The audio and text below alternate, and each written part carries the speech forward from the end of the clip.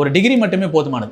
ஏன்னா இப்போ யாருமே இந்த ஆர்ட்ஸ் அண்ட் சயின்ஸ் எல்லாம் போகிறதுக்கு வந்து யோசிக்குது. ஆர்ட்ஸ் அண்ட் சயின்ஸாக கடைசியாக படிக்கவே முடியாத யாரோ ஒரு நபர், படிப்பில் குறைவாக இருக்கிற ஒரு நபர் தான் போவார் அப்படின்ற மாதிரி ஒரு அந்த ஆர்ட்ஸ் அண்ட் சயின்ஸ் காலேஜ் போகிறவங்க அப்படின்ற மாதிரி நினைக்க ஆரம்பிச்சுங்க. அது அப்படி ஒரு மாயையை வந்து உருவாக்கி விடுறாங்க. ஆனால் அப்படி இல்லை.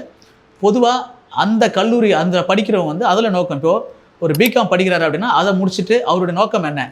நான் ஒரு வங்கி மேலாளர் ஆகணும், இல்லை ஒரு வருவாய்த்துறையில் நான் போகணும் அப்படின்னா அதுக்கான படிப்புகளை தேர்ந்தெடுத்துக்கலாம்.